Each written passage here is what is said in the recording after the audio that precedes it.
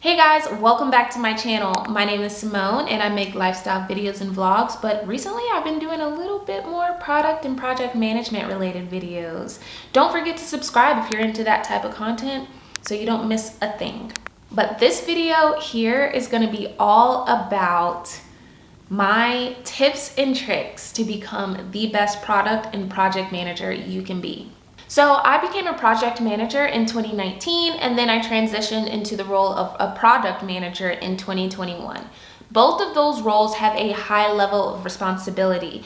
People rely on you for up-to-date and accurate information, data, finances, all of that. And also working as a project manager, you deal with a lot of templates and oftentimes a lot of repetitive processes like weekly status updates or reminder emails. So I want to share with you 3 tips, tricks, and tools that I use to make my life as a product manager and my prior life as a project manager super easy. Okay, first off, let's talk about email templates. I use email templates weekly, if not multiple times per week. I use them a lot as a project manager to remind members of my team to provide me with project status updates, or even I use them to send out new status updates. All right, let's hop over to your computer so you can see how this works. Okay, log on to whatever email platform you use. I'm going to show you how to do this in Gmail, but like I said, most email platforms have this as an option. You're going to click on this little gear here and go to see all settings, go all the way to the right to advanced, and make sure templates are enabled. Boom. Now that you have that, I kind of got a little head start on this weekly status update reminder. So let me make this bigger. So let's say you would send this to Bob at work.com, weekly status update reminder, and you're gonna add in some more fields. Week of, boom. Add date. You're just reminding yourself to update the date there. And then get started on your email. Hey Bob, thank you so much for your support and execution of the project. This is your weekly reminder to update the linked status report below.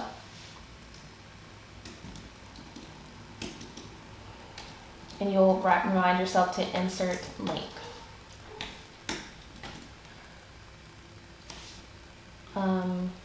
And add just whatever else you would add to your email.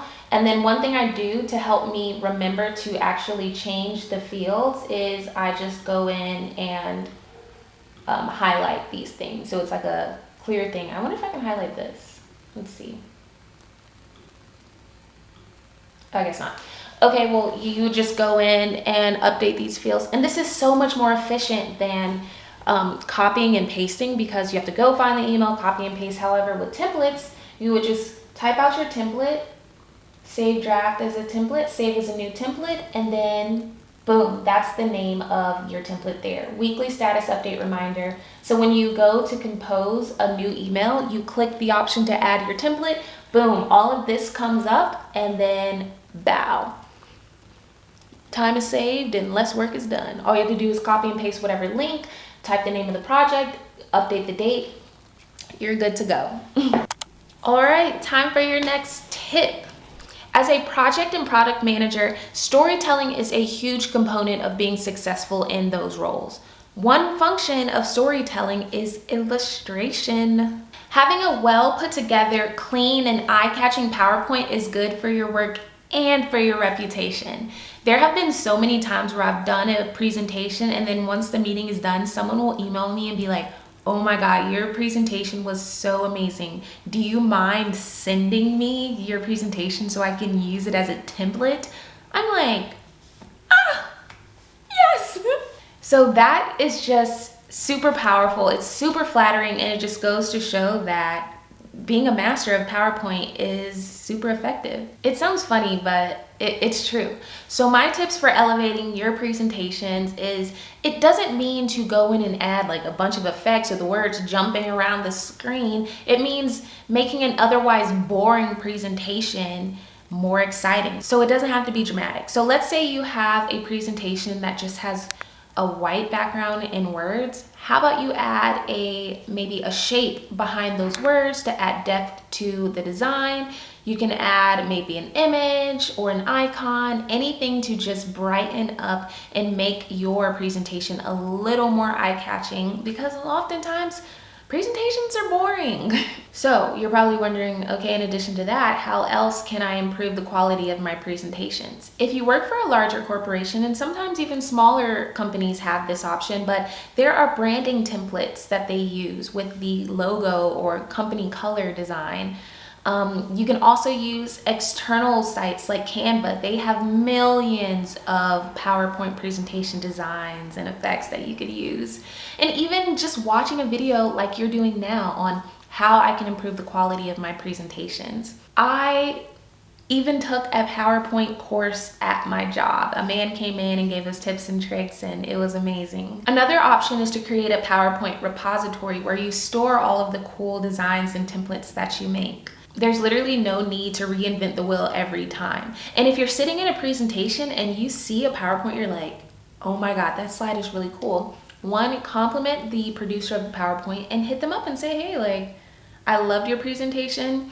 Do you mind sending me that? I would love to add this to my slide repository. They will be so happy and flattered, and it's a win-win situation because they're happy and you get a new template that you can steal.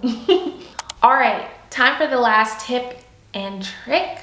This one is my absolute favorite. Throughout all I've presented this entire video, this one's like amazing. So networking and making connections are so important when it comes to gaining trust and influence, which are two of the most important skills you can have in a PM role.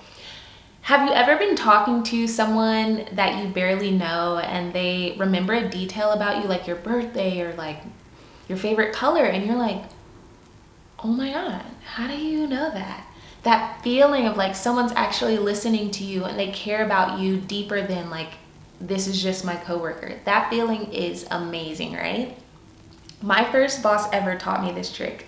Okay, head over to your computer so you can see. All right, I'm using Google as an example. Of course, I cannot show you my real Rolodex, but you will literally create a Rolodex for your employees or anyone that you meet in your work field. So I have one filled out and let's walk through it. So let me break down what this employee Rolodex consists of. So you're gonna have the employee name, their department, their email, their phone number if applicable or if you have it somehow, the place that you met them, and then let's get into the personal details, their hometown.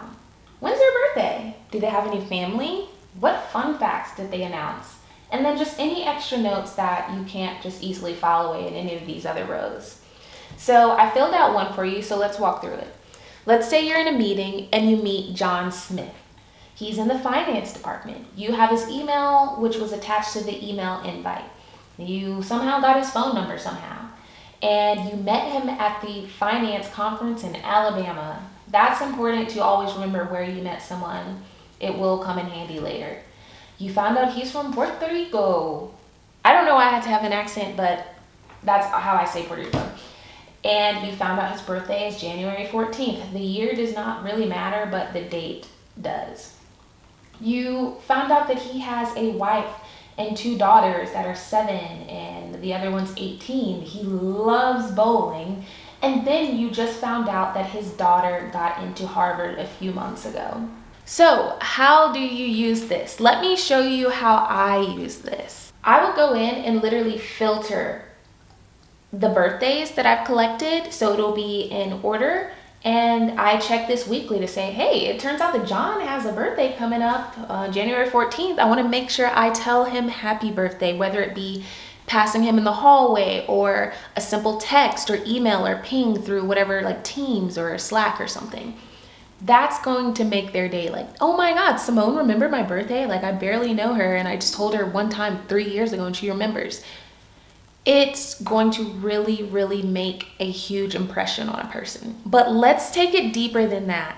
So I think at times I can be a little socially anxious when it comes to connecting with strangers.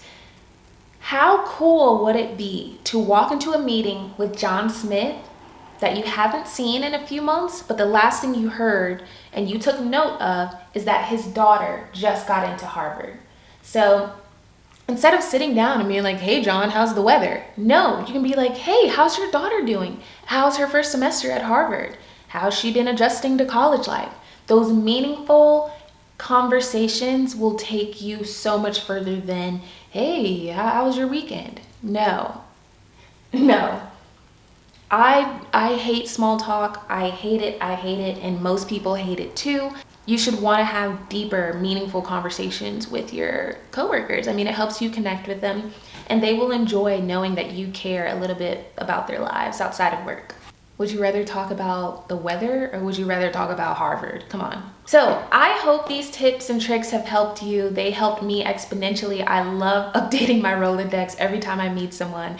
So I hope these tips and tricks can help you. They help me exponentially. I have so many more up my sleeve. Just ask if you want to hear more. I have a bunch of product and project management videos on my channel. Please go check them out. Comment, tell me what you think. Tell me if there's anything you want to know a little bit more about. But I will be posting more related videos to these topics throughout this week and next week and the weeks to come. So make sure you subscribe so you don't miss anything at all. Thank you guys so much for watching, and I'll see you next time. Bye.